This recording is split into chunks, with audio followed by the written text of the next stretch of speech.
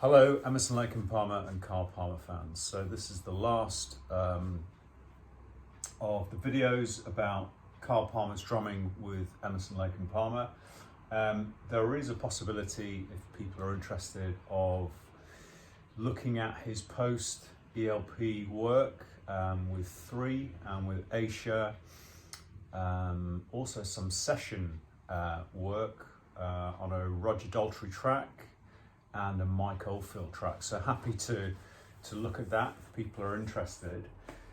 But here I want to focus on 3 live albums, Pictures at an Exhibition, Welcome Back My Friends to the Show That Never Ends, and then Emerson, Lake and Palmer in concert. I'm going to start with Pictures at an Exhibition. I think this really unleashes the Carl Palmer kind of legacy in a way. All the stuff he's been come to be known for is on this album. So predominantly fast single stroke playing, fast around the kit, although it was a small kit he was using, of course, back then. Very, very fast single footwork on this album. I particularly would point people to the end of The Gnome, where he's playing very, very fast on the snare and then playing 3 notes on the bass drum. In fact, it might be 4 from memory. 4, I think it is, accented on the cymbals at breakneck speed. He embellishes the whole album with a very orchestral style. So in some ways on this album, there's not much conventional time playing. The Gnome has a kind of driving rhythm, a quite sort of slow, clunking rhythm, which is typical of his style, really. Again, there's some wonderful shuffle playing, blues variation, and the extra track at the end, Nut Rocker, has a shuffle but on the snare. So a sort of almost like New Orleans style shuffle. It really is a tour de force, and on side 2 he goes into overdrive really, with the Hut and the Curse of Baba Yaga, and then back to the Hut of Baba Yaga.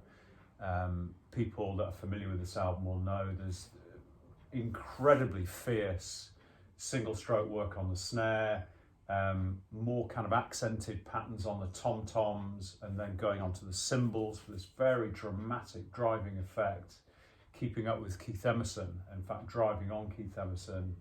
Busy bass playing as well from Greg Lake, some of his best bass playing on this album. So this was, of course, recorded in 1971, early in 1971, March. It's beautifully recorded. The drums sound spectacular on here, and really I've never quite heard his snare sound the way it does on this album. It's a slightly drier sounding snare. In other words, not as orchestral sounding as he sometimes has. It feels like the snares are on quite tight, slightly choked sound on the snare, gives it a very crisp, individuated feel when he's playing single strokes. He's got the China type, was in his setup from very, very early on, and it's prevalent on here. So really, really recommend it. In terms of sort of very sympathetic playing, I'd point people to The Great Gates of Kiev, the final track, where it's kind of down tempo at times, but he's very dramatic at the end with the gongs. So a great, great album to check out his early, insistent, fiery playing. Then we come on to what I think is an absolute tour de force for Carl Palmer fans. This is the Treble Live album from 1974, Anaheim Convention Center. And what can I say about this? I mean, the tempos are kind of off the scale at times, and that doesn't suit everyone. But I think as an overall package, it just adds to the excitement. The album doesn't have pictures and exhibition tagged on at the end, so it's it's about a 2-hour album. And I think one of the quotes I heard was that his work rate on this is absolutely astonishing. You'll see pictures of them coming off stage at the end, and they look like kind of athletes that have just performed some sort of race. But Carl Palmer in particular is just drenched in sweat. And that's because he gets through things like hoedown at a breakneck speed. Toccata is on here with the electronic drum break, which is spectacular. I prefer it on the live album actually to on Brainside Surgery. Tarkus is just a 27-minute tour de force.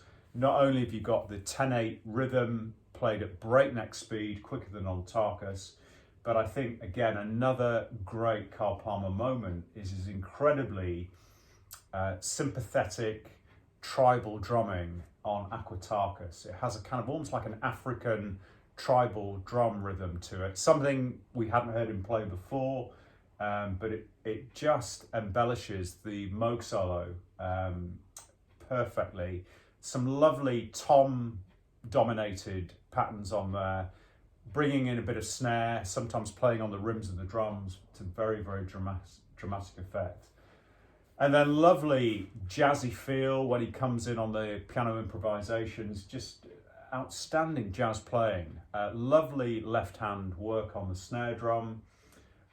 Some sort of vaudeville playing, Jeremy Bender and the Sheriff. Almost a bit of humour injected at the end. Carnival 9 is, as I mentioned on the Brainside Surgery video, this hyperkinetic piece that he plays really spectacularly accurately on here. But we've got a drum solo thrown in, and it's just perfect. It's a superb, pacey, fast, but slightly concise drum solo, with the gongs brought in, although not as dramatically and not as extensively as they were in the early years. So he kind of cut it back a little bit on the gongs. There was also a church bell being rung by a cord that he pulled with his teeth. This was a 134-pound church bell that came from Aldgate Foundry. And a little story, I went to the Aldgate Foundry probably about 7 years ago. It's shut now. And I actually found an entry in the invoice logbook for the bell sold to Carl Palmer. It was actually a second.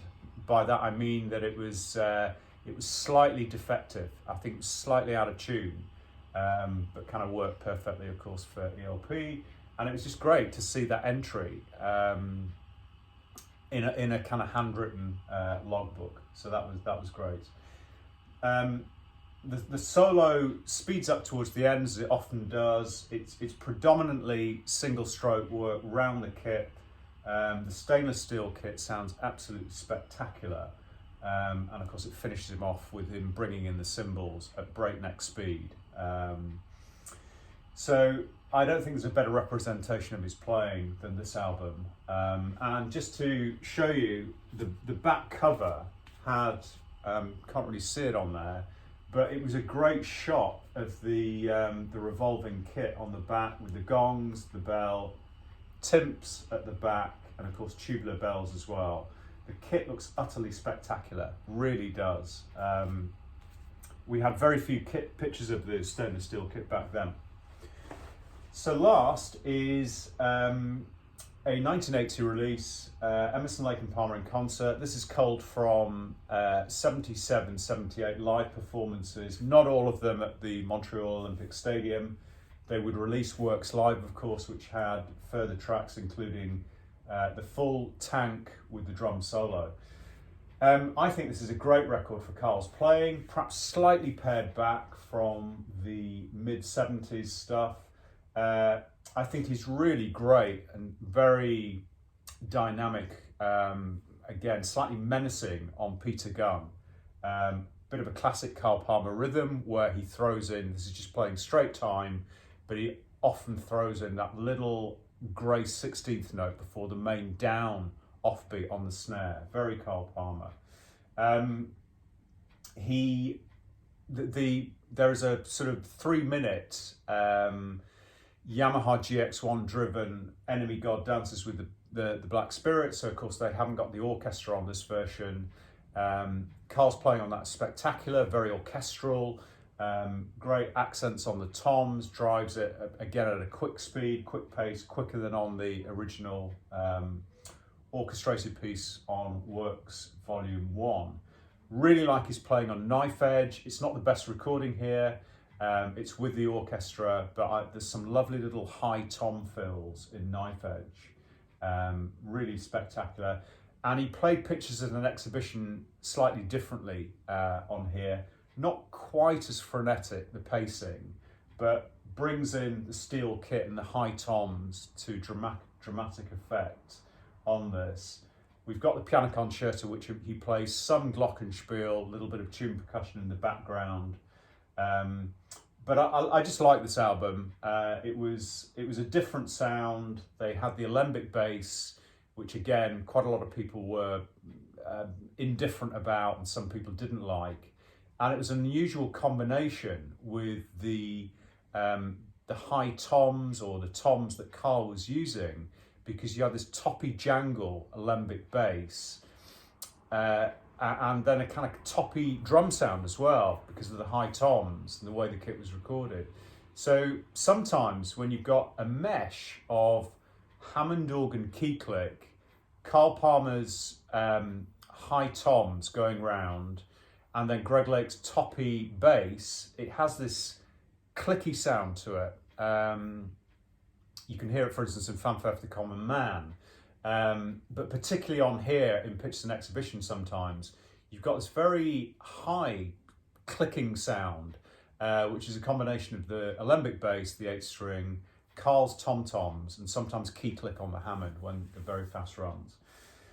So that is the 3 live albums that have come out in the 70s and early 80s.